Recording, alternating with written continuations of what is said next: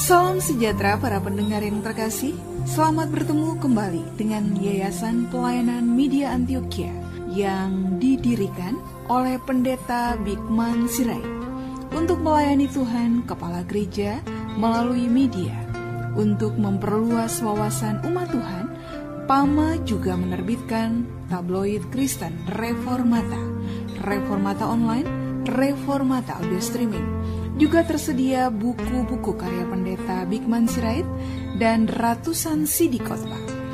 Doakan dan ikutilah pelayanan PAMA di radio di berbagai kota dan pelayanan televisi di Indovision, Live Channel, Cablevision, Family Channel. Untuk informasi lebih lengkap, klik www.reformata.com www.reformata.com www.reformata.com. Kini tibalah saatnya kita akan menikmati kebenaran firman Tuhan bersama Pendeta Bigman Sirait. Selamat mendengarkan, Tuhan memberkati. Baik saudara, kita akan membuka Alkitab kita dari Ayub pasal yang pertama. Dan kita akan membaca ayat yang pertama sampai ayat yang kelima. Ayub 1 sampai 5. Jika saudara sudah menemukan, kita akan membaca ini secara bergantian. Saya baca ayat 1, saudara baca ayat 2, terus bergantian hingga ayat yang kelima dari Ayub pasal yang pertama. Ada seorang laki-laki di tanah Uz bernama Ayub. Orang itu saleh dan jujur. Ia takut akan Allah dan menjauhi kejahatan. Ia memiliki 7.000 ekor kambing domba, 3.000 ekor unta, 500 pasang lembu, 500 keledai betina dan budak-budak dalam jumlah yang sangat besar. Sehingga orang itu adalah yang terkaya dari semua orang di sebelah timur. 5 sama-sama. Setiap kali apabila hari-hari pesta telah berlalu, Ayub memanggil mereka dan menguduskan mereka. Keesokan harinya, pagi-pagi bangunlah Ayub, lalu mempersembahkan korban bakaran sebanyak jumlah mereka sekalian. Sebab pikirnya, mungkin anak-anakku sudah berbuat dosa dan telah mengutuki Allah di dalam hati. Demikianlah dilakukan Ayub senantiasa. Saudaraku yang kekasih, menjadi menarik kalau kita memperhatikan kisah Ayub. Ada banyak aspek. Ya, biasa kita akan mengingat Ayub, mengingat penderitaan dan bagaimana lepasnya Ayub dari penderitaan. Namun kali ini kita akan melihat sisi Ayub sebagai seorang pemimpin di dalam rumahnya, imam di dalam keluarganya. Ayub bukanlah orang miskin, sehingga dia punya banyak waktu untuk melakukan apa di dalam rumahnya. Ayub jugalah bukan orang bodoh, sehingga dia tidak bisa melakukan apapun kecuali mengurusi rumahnya saja. No, Ayub orang yang cukup sukses. Paling tidak resep prestasi pintar ada pada dia dalam ungkap kata-kata yang disampaikannya. Ayub seorang yang kaya sudah pasti karena angka-angka kekayaannya muncul dengan amat sangat jelasnya dalam rentetan kalimat-kalimat yang luar biasa. Dari segi moral, Ayub sangat terpuji. Marilah kita mulai mendeteksi apa dan siapa Ayub ini. Dikatakan Ayub adalah orang yang saleh dan jujur. Saleh bukan sekedar gambaran orang suka beribadah atau soleh. Saleh adalah orang yang memilih menjauhkan diri dari hal-hal yang salah. Saleh adalah orang yang menyadari akan hidup dan bagaimana mengabdi kepada Allah. Dan dia seorang yang jujur, tidak ada dusta bagi dia. A adalah A dan tidak akan mengambil keuntungan dari situasi apapun. Menggambarkan, semakin melengkapi betapa hebatnya seorang Ayub. Ayub digambarkan sebagai takut akan Allah dan menjauhi kejahatan. Istilah menjauhi kejahatan dalam bahasa Inggris memakai integrity. Ayub adalah seorang yang dikatakan takut akan Allah dan mempunyai integritas. Integritas menjauhkan diri dari kejahatan, artinya tidak mau berurusan bersenggolan apalagi jatuh ke situ. Sehingga istilah memikirkan pun dia tidak mau, merancang pikiran jahat dia tidak mau. Dia menjaga kesucian dirinya begitu luar biasa, dia menjaga kesucian pikirannya begitu luar biasa. Bagi saya ini sangat mengagumkan. Kita bisa berdiskusi dengan tiap orang, di pikiran orang itu tentang kita bisa berbeda. Ya. Kita bisa sama-sama melayani, tapi yang lain mungkin punya agenda yang berbeda. Itu realita dalam hidup kita, bukan? Ada yang bisa mengambil keuntungan dari tengah-tengah kebersamaan kita. Integritas, menjauhi kejahatan. Bukan berbuat jahat, menjauhi, menghindar. Sehingga apa yang mau dilakukannya selalu dipikirkan. Kalau aku bikin gini, impactnya apa ya? Gini, nggak bagus. Dia nggak mau. Kalau aku bikin gini, impactnya apa? Nggak bagus. Bagus sih nolong dia. Tapi nolong dia akibatnya dia batu sandungan kemari. Mendingan tidak. Itu integritas. Integritas memberi warna ketegasan di dalam kita bersikap. Sehingga kita terhindar dari menyakiti hati sesama, terhindar dari melakukan apa yang salah. Akhirnya, karena kita terhindar tidak perlu dusta. Kalau sudah kepepet, aduh ini kita salah. Lalu orang ngomong, aduh kamu kenapa gini? Oh enggak. Kita coba nutupin kan ya. Akhirnya kita makin tidak jujur, saudara. Bagi saya itu miris sebetulnya. Nah disinilah sebetulnya nilai Kristen itu akan meroket ke bawah, terjun bebas. Sehingga tidak memberikan lagi nilai yang tinggi, mengakibatkan kita tidak mempunyai lagi kepekaan dalam mengerti apa sesungguhnya yang menjadi kehendak Tuhan. Hidup pengabdian pelayanan, perlunya sebuah perkelahian terhadap gairah diri yang liar ini. Karena kita sangat bergairah dan sangat liar, bukan? Lari sana, lari sini, mau kita terlalu banyak. Di situ kita berkelahi dan bertanding. Bagaimana supaya mau kita ditaklukkan pada kehendak Allah. Ini menjadi perkelahian sengit dalam hidup kita, saudaraku yang kekasih. Nah oleh karena itu Ayub digambarkan menjadi seorang yang sangat hebat. Dalam gambaran moralitas yang sangat kuat. Tetapi ingat tadi, dia bukan orang miskin. Dia orang kaya. Siapa bilang kaya tidak bisa jujur? Siapa bilang orang jujur tidak bisa kaya? Ayub adalah satu model yang menarik, saudara. Dia kaya di dalam masanya. Kalau kita mengingat pepatah China ya, kepercayaan itu adalah modal dalam kehidupan. Itu sebetulnya falsafah dari Konghucu.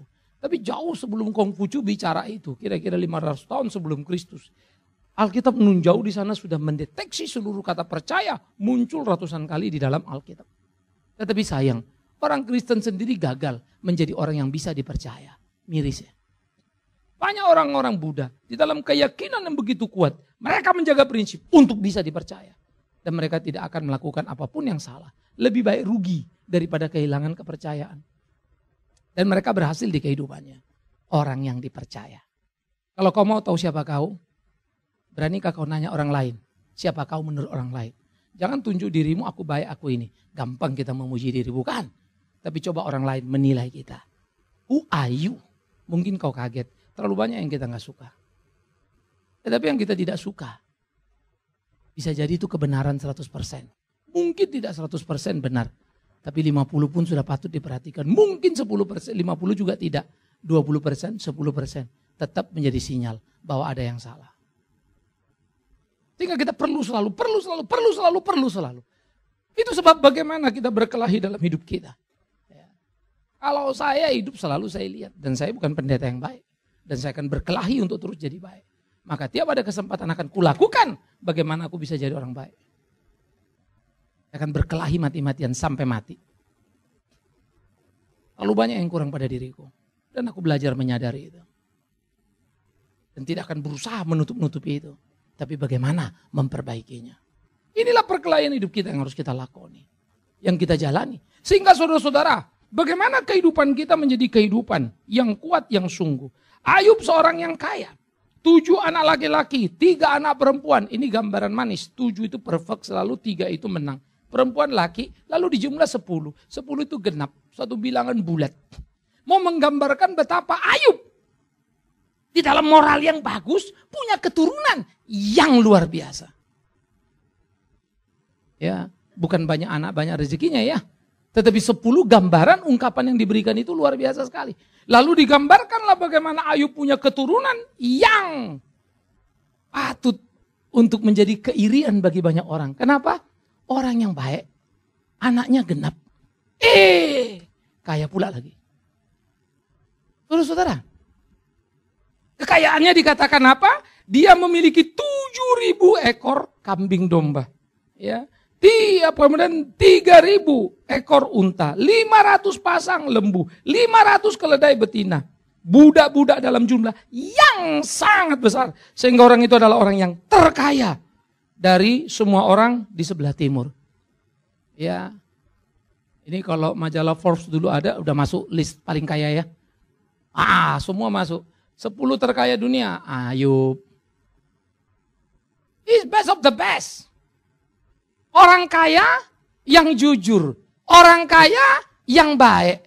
Orang kaya yang bermoral. Wow. Apalagi yang kurang?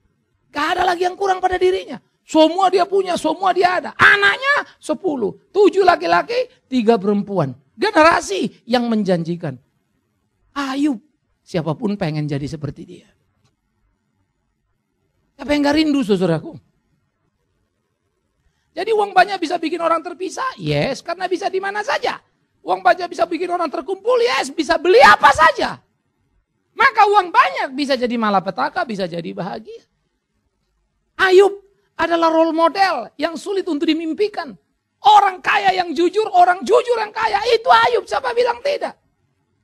Maka banggalah dirimu kalau kau bisa bermoral. Banggalah dirimu kalau kau bisa jujur. Kekayaan titipan Tuhan, kapanpun dia mau berikan, itu urusan gampang. Urusan sederhana itu, saudaraku. Pengalaman hidupku mengajar padaku. Betul ketika kita lakukan apa yang Tuhan mau. Berkat itu tidak bisa kita atur. Tapi selalu ada waktu kita perlu. Tuhan membuat itu menjadi nyaman dalam hidup kita. Tuhan membuat itu menjadi indah dalam hari-hari kita. Tapi bagaimana kita berkelahi untuk sebuah hidup? Ayub memainkan perannya. Ingat, uang banyak, anak genap, tapi moral bagus. Apakah berhenti sampai situ? Enggak, ini yang mengagumkan. Karena Ayub pun punya spiritualitas yang sangat berkelas. Wow. Di mana spiritualitas Ayub? Lihatlah dia. Di kekayaannya selalu tersedia waktunya. Untuk mengurus 10 anaknya yang pulang dari pesta. Maklum orang kaya. Tiap malam pun bisa bikin pesta. Anak-anak Ayub suka kumpulkan kawan-kawannya. Bikin acara apa. Lalu 7 adik ini tampaknya begitu kompak. Karena 3 adik perempuan pun diundang lalu mereka pesta sama-sama. Saudara bisa lihat. Bagi saya itu menarik. Karena anak-anak laki-laki mengadakan pesta masing-masing menurut giliran. Ketiga saudara perempuan mereka pun mereka undang. Jadi giliran. Yang 3 perempuan diundang masuk ke dalam. Karena biasanya perempuan itu diskriminate. Dan 7 orang bergilir selalu bikin pesta. Itu jarang. Aku mau bikin, peduli amat lu mau datang apa enggak. Tapi 7 ini tampaknya kalimat menceritakan saling bergilir. Sudah bagi-bagi. Kau minggu pertama, kau minggu kedua, kau minggu ketiga, dan seterusnya. Yang 3 perempuan tidak diabaikan. Ayo saudaraku perempuan, datang di sini. Wow, hidup anak-anak Ayub luar biasa ya. Kompak loh saudara-saudara. Apa yang gak pengen punya keluarga seperti keluarga Ayub? Kalau kau bilang tidak, kalau pembohong paling besar. Semua orang pengen. Kaya, anaknya genap, baik, beriman. Waduh, paduan langka sepanjang zaman. Karena itu kalau Ayub dicobai lalu kehilangan hartanya dan dia tetap kuat. Tahu kau apa? Karena imannya, hidupnya berakar pada Tuhannya, bukan asetnya. Barang siapa hidupnya berakar pada asetnya hilang, rubuhlah akar itu, ambruklah pohon itu. Barang siapa hidupnya bergantung berakar kepada Kristus, apapun di sekitarnya hilang, dia tetap berdiri dan tegak. Menjadi seperti itulah seharusnya mimpi kita dan rindu kita. Tapi kita nggak bisa dapatkan itu tanpa berkelahi dalam hidup ini, saudara. Saudara harus berani berkeringat. Gak bisa seenaknya. Karena itulah keberanian kita untuk berkelahi. Berani untuk berkeringat membuat kita untuk maju dan menggapai itu. Dan itu dilakukan oleh Ayub. Maka dikatakan setiap kali apabila hari-hari pesta telah berlalu, Ayub memanggil mereka. 7 anak giliran. 3 perempuan ikut, berarti 10 terlibat. 10 dipanggil oleh Ayub. Sini dulu nak. Saya mulai membayangkan saudara, keimaman Ayub. Maka Ayub datang dan memanggil anak-anak itu. Dan mengumpulkan mereka dan mendoakannya. Mari kita rekonstruksi dulu case-nya ini menjadi menarik.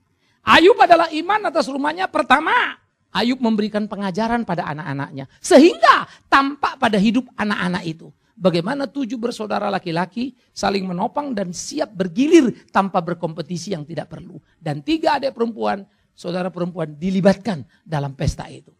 Ayub mendidik anaknya dengan sangat baik. Ya preach yang luar biasa. Ya imam yang luar biasa. Kalian kakak adik, perhatikan. Kalian kakak adik harus saling mengisi, hidup bersama. Maka sebagai imam dia sudah mengajarkan cinta kasih dalam rumahnya. Sebagai imam dia tidak mengkompetisi anak-anaknya, satu dapat ini, lalu anak itu bersaing pada dirinya. Sebagai imam, 10 anak mendapat perhatian yang sama. Sehingga anak laki-laki tidak belajar dari papanya, sehingga mendiskriminasi anak yang perempuan. No. Mereka tahu mengapresiasi saudara perempuannya. Tidak satupun absen diundang. Bagi saya itu mengagumkan.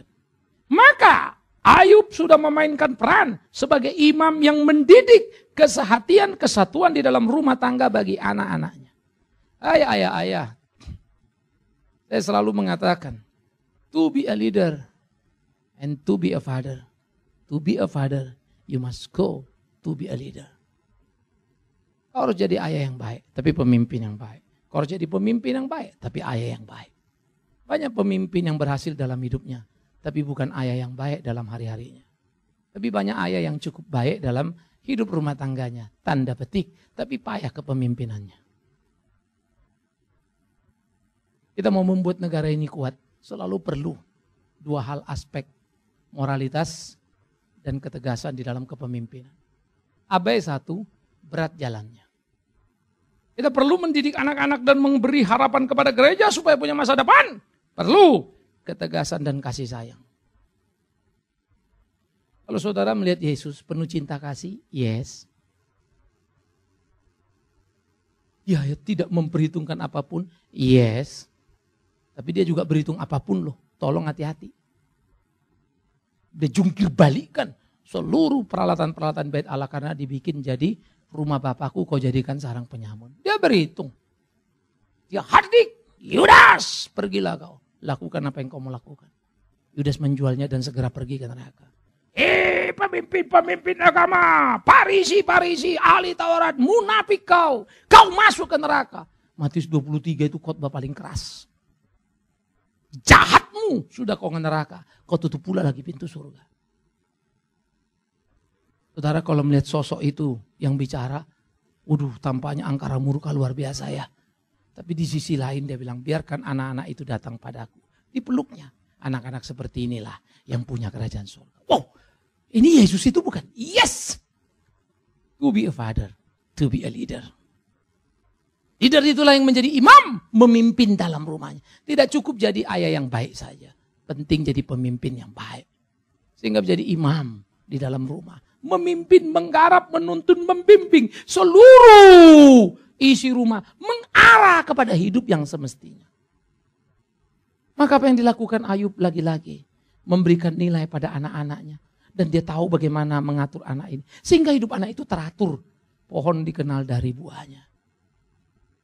Saya suka doa Tuhan Yesus di Yohanes 17. Bapa, aku mau supaya mereka satu. Sama seperti kita satu, begitulah mereka satu. Sehingga dunia tahu mereka adalah muridku.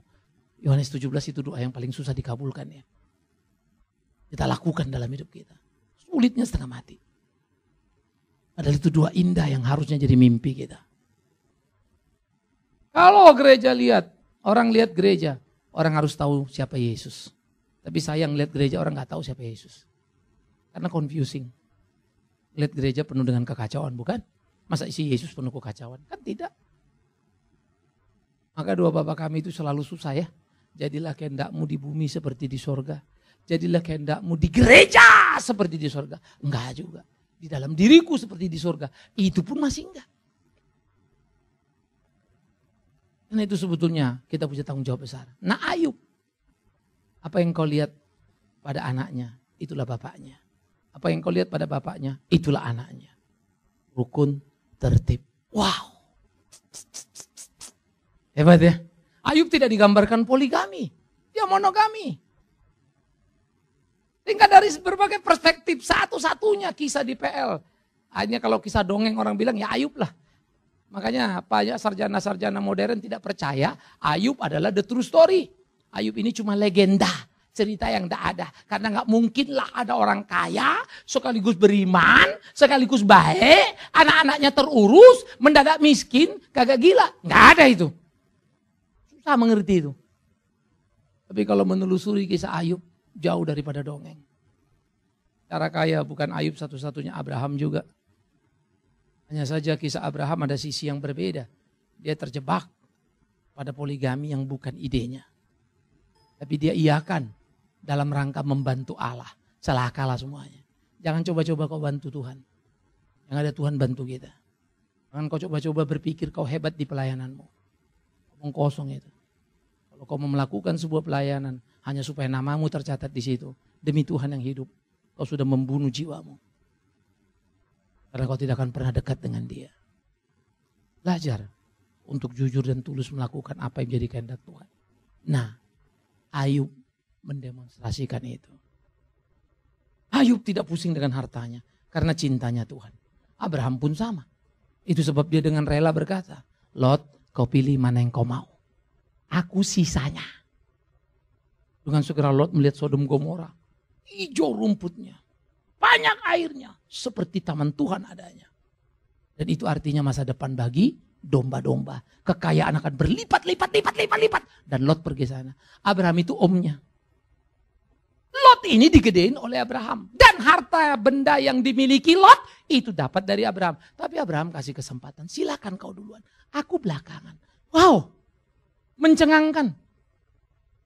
Tapi kemudian kita tahu cerita itu bukan. Lot kaya. Tapi hancur hidupnya. Abraham tampaknya pilihan salah. Tapi cemerlang masa depannya. Kekayaan bukan apa usahamu. Kekayaan bukan bagaimana tempat tinggalmu. Tapi seberapa berkat Tuhan mengalir di hidupmu. Dan berapa banyak keringatmu jatuh kau kerja keras. Tapi berapa banyak kau bergantung dan mengandalkan dia. Saudara-saudara yang kekasih. Ayub memainkan perannya sebagai imam. Dididiknya anak-anak itu. Mau kau tahu kekagumanmu pada hidup Ayub? Lihat anaknya. 7 laki kompak, 3 perempuan terlibat. Wish. Itu di waktu lampau di mana wanita itu didiskriminasi. Langka. Hebat loh. Yang 7 betul-betul jaga adiknya. Sehingga saya gambarkan 3 adik perempuan ini bangga setengah mati ya. Karena punya 7 jagoan yang menjaga mereka. Waduh. Itu seperti anak perempuan. Lo jangan ganggu-ganggu. Koko gue marah. Bangga setengah mati. Tapi bukan koko yang preman, koko yang jahat. No, koko yang cinta, koko yang sayang. Ayub berhasil sebagai imam mendidik kasih sayang kekompakan pada anak-anaknya. Aspek yang kedua. Ayub juga berhasil bagaimana mendidik anaknya menikmati kekayaan dengan cara yang bertanggung jawab. Mengagumkan saudara. Kalau kita bicara kekayaan Ayub, waduh di Kapital Langka sekarang mah gila luar biasa itu. Udah kaya raya itu, karena ukuran dulu ukuran ternak. Punya ternak berapa itu kekayaan. Nah Ayub ini sudah luar biasa, itu sebab budaknya tidak terbilang. Kalau bilang budaknya sangat banyak, sudah. Itu satu ukuran yang kaya raya itu. Itu sebab dikatakan dia adalah orang terkaya di sebelah timur. Maka di zamannya dia orang kaya di daerahnya. Bukan saja di negaranya. Kalau itu satu benua lah itu. Asia, entah Eropa, entah Amerika, dia orang terkayanya. Hebat ya. Orang terkaya, tapi cinta Tuhan. Anaknya dikasih kekayaan, tapi disuruh bertanggung jawab memakai kekayaannya. Bagaimana Bapak tahu? Lihatlah, selesai pesta, nah itu tadi. Nah, kumpul. Kemarin kalian pesta, iya. Berapapun uang yang kalian pakai, bisa datang lagi. Karena kita bisa cari. Tapi awas, berdosa di hadapan Tuhan, itu malapetaka. Jangan. Iya Papa, sekarang kemari. Maka apa yang dilakukan Ayub? Ayub memanggil mereka dan menguduskan mereka. Menguduskan artinya berdoa untuk mereka dan kemudian memberikan persembahan korban bakaran. Untuk apa? Kalau dalam pesta itu anakku mengutuki Allah dalam hatinya. Bagaimana bisa mengutuki sih? Iyalah namanya pesta. Kagak sadar keluar omong apa? Kan gak bagus. Namanya pesta lagi gembira-gembira maksudnya bercanda tapi jelek. Kan tidak baik. Ayo perhitungkan lu. Bagi saya Ayub yang tahu kelas. Kalau psikologi tinggi pelajarannya dia. Anakku tidak berniat bikin dosa pun bisa bikin dosa. Saya kagum loh. Berapa banyak orang tua, anak-anak kita nggak mungkin lah, nggak bisa lah, nggak bakal begitulah. Nanti dulu. Sengaja memang dia tidak mungkin. Tergelincir dia bisa.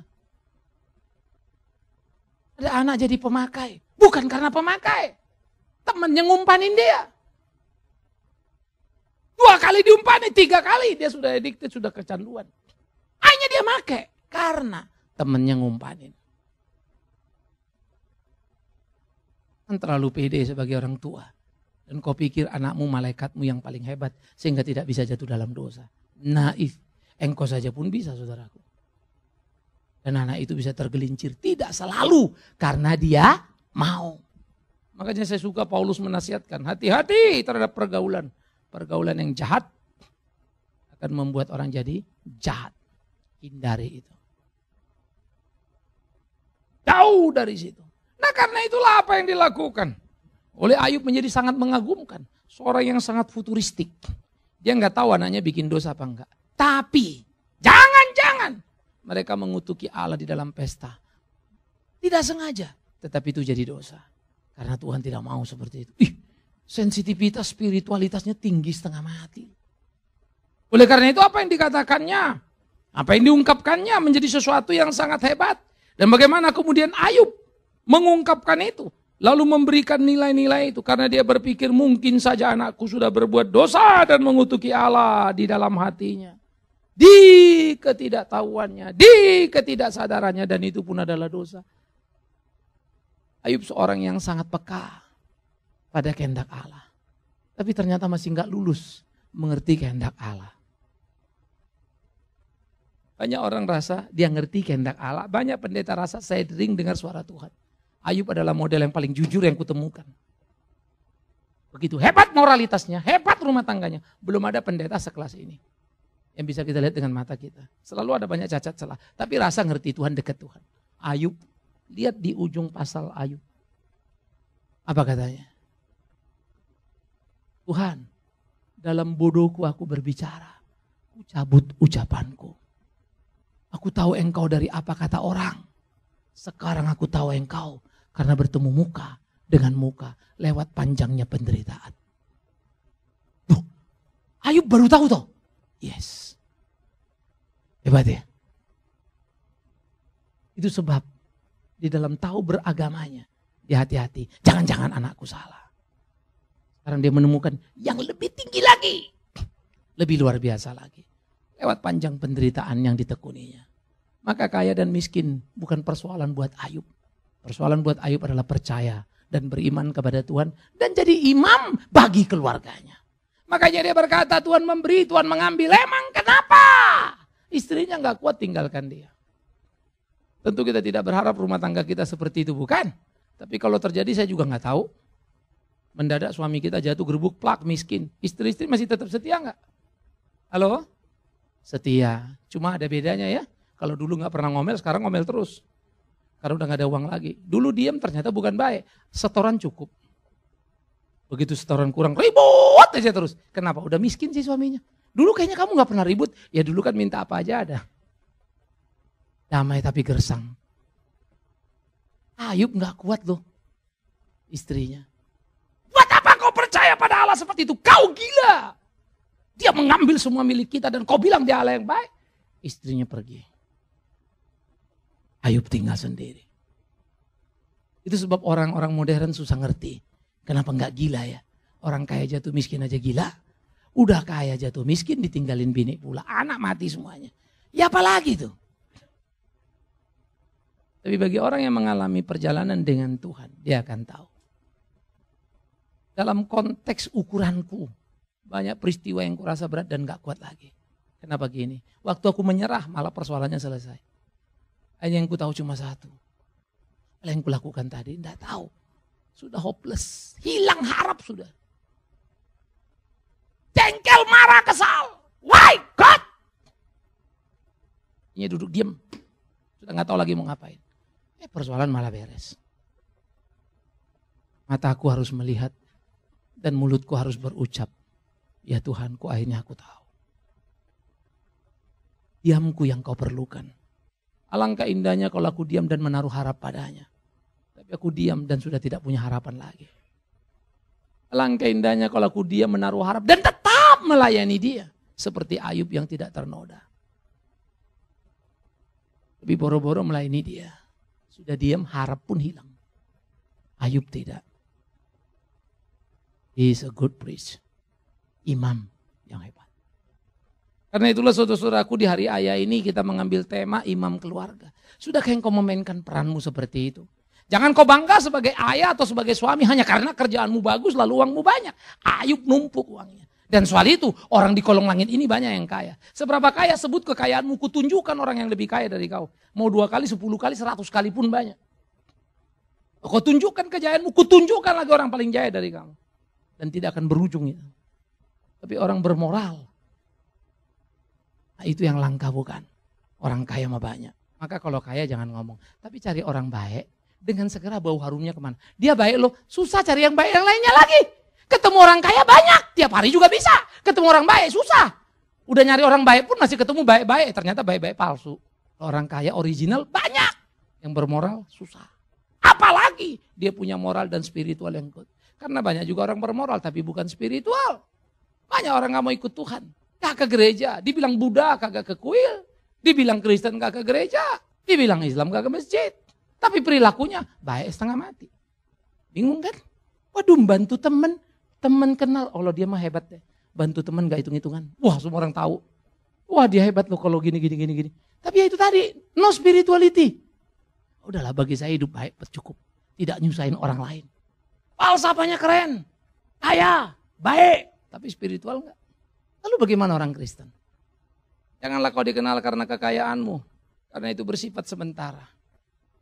Berdoalah supaya kau dikenal karena moralmu. Itu akan langgeng dalam hidupmu. Lebih lanjut berdoalah kau, supaya kau dikenal karena spiritualitasmu. Itu akan membuat kau terikat dengan Tuhanmu. Maka dengan begitulah engkau bisa membawa rumah tanggamu, keluargamu, anak-anakmu belajar kebenaran itu. Tapi kita mesti berkelahi, saudara. Saya punya harapan besar pada anak-anak. Sebagai ayah saya rindu itu.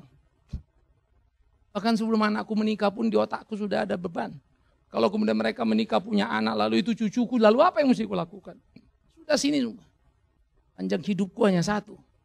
Supaya terpatri.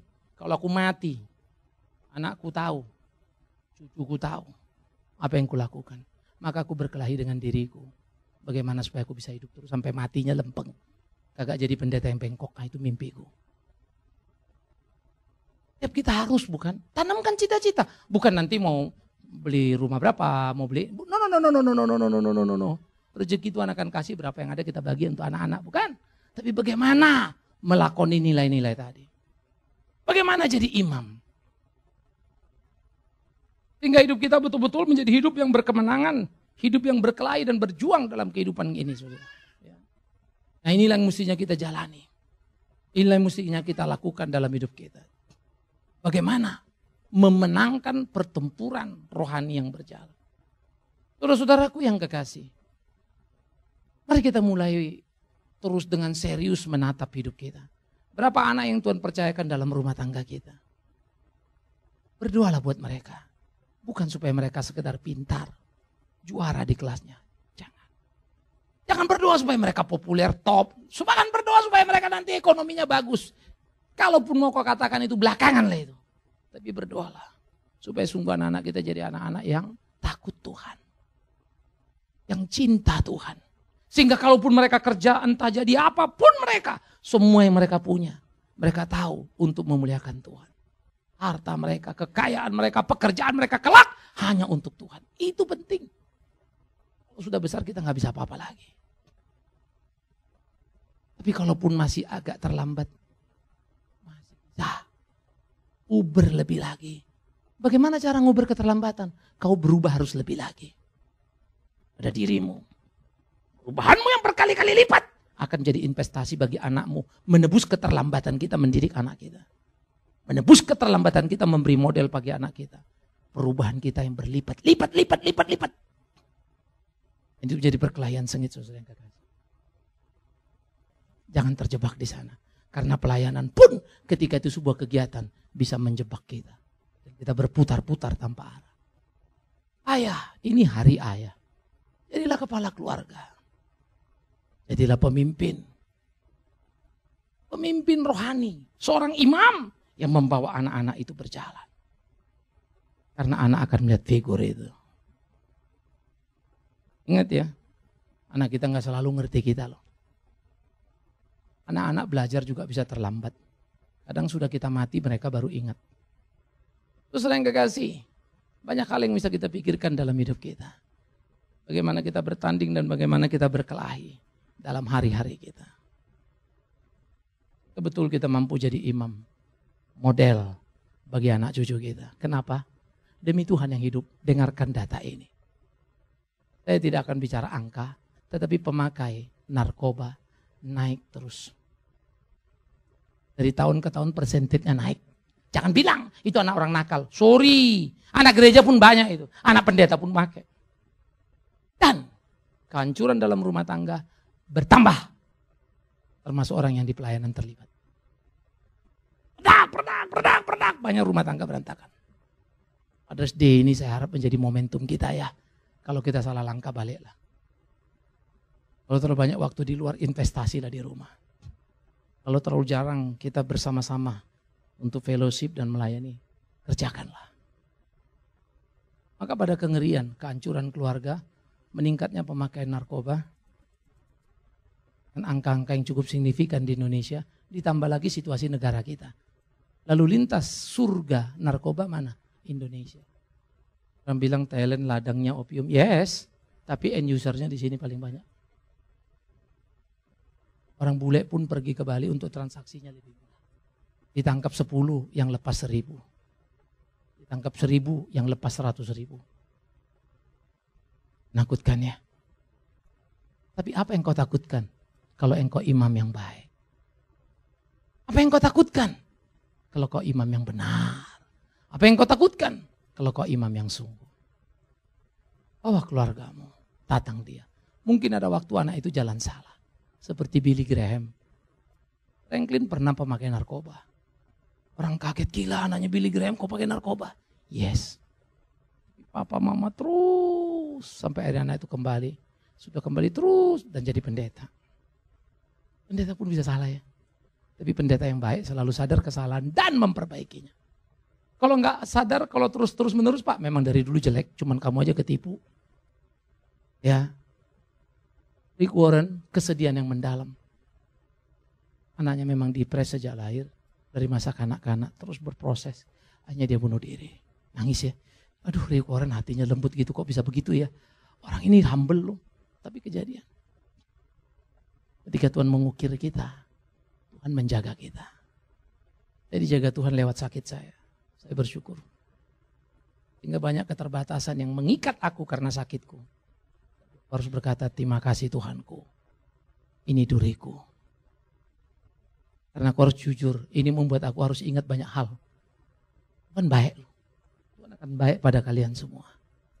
Karena itu kalau ada duri di hidupmu jangan marah pada Tuhan. Ingat. Tapi lihat itu. Perhatikan itu. Jadilah imam yang sungguh. Kalau terlalu mudah hidupmu semuanya gampang kayaknya. Hati-hati. Hati-hati. Engkau sedang berjalan di jalan licin itu. Jangan sampai kau terjatuh. Kalau Tuhan menolong kita, Tuhan memimpin kita. Bagaimana jadi imam yang sungguh itu. Kalau sebentar anak-anak kita besok mengapresiasi. Saya harap ini hari raya kan sudah kesekian ya. Hari raya. Tapi saya selalu berpikir apakah kita berubah dalam hidup kita. Apakah kita menggumuli hari-hari kita. Apakah kita merasakan kehadiran itu secara penuh. Saya pikir ini jadi penting saudaraku. Ya, sehingga momentum hari ayah selalu kita pakai untuk mengkoreksi diri. Khususnya para ayah. Istri-istri ini hari punya kesempatannya ngomong satu kalimat pada suami. Apa? Yang kurang pada papa satu ini. Silakan ngomong. Berikan titipan satu biarkan ayah jadikan itu PR. Tapi tolong jangan ada istri yang ngomong papa. Ini kan hari ayah, kata Pak Pendeta ngomong satu, aku cuma mau ngingetin ayah, uang belanja kurang. Sorry, kalau itu tutup dulu itu. Jangan kau diskusikan di sini itu. Ya, ada yang jauh lebih bermutu. Bukan itu. Ya, anak-anak mau titip satu sama papa, aku satu. Papa kalau ngomong sih oke lah. Tapi jangan bentak-bentak dong, aku jadi takut. Tiap keluarga kan unik-unik ya. Tapi kalau ada satu kebanggaanmu pada papa, sebut ya. Papa kami bangga ini. Kasih dulu lah bangganya, baru permintaan belakangan ya. Jangan minta melulu, bangganya juga enggak, repot juga kan. Kasihan ntar bapaknya down semua lagi ya. Papa bangga, papa gini. Tapi boleh enggak ini? Mama juga ngomong, Pak aku juga bangga kamu suamiku begini. Tapi tolong dong Pak yang satu ini. Oke? Just one ya. Jadi pikirkan istri-istri baik ya. Dan just one tidak bukan urusan uang belanja, bukan urusan hadiah, permata. Jangan bilang papa waktu itu kan janji mau ke Amerika belum jadi-jadi, kapan dong? Tolong jangan di sini tuh. Ya itu kalau itu dianulir ya permintaan itu. Siap ya? Dan ayah tadi ingat jadi imam yang baik. Berdoa untuk anak-anakmu. Kita tidak selalu bisa seperti Ayub kumpulkan anak-anak begitu. Era kan berubah. Anak satu kuliah, satu pergi apa juga nggak gampang bikin kumpulkan ya. Tetapi kita juga di dalam doa kita selalu mendoakan mereka. Bukan bagaimana sukses studi mereka, bukan sekedar bagaimana karirnya, tapi bagaimana pelayanan mereka, sikap hidup mereka bertuhan. Tuhan menolong kita, Tuhan memimpin kita. Amin. Kita telah mendengarkan firman Tuhan yang disampaikan oleh Pendeta Bikman Sirait. Bagi Anda yang merasa diberkati dan ingin menjadi mitra Pama dalam melayani melalui doa, daya dan dana, silakan menghubungi kami melalui telepon 021 392 4229 021 392 4229. Email di pama_yayasan@yahoo.com pama_yayasan@yahoo.com. Sampai bertemu kembali di waktu dan gelombang yang sama. Tuhan memberkati.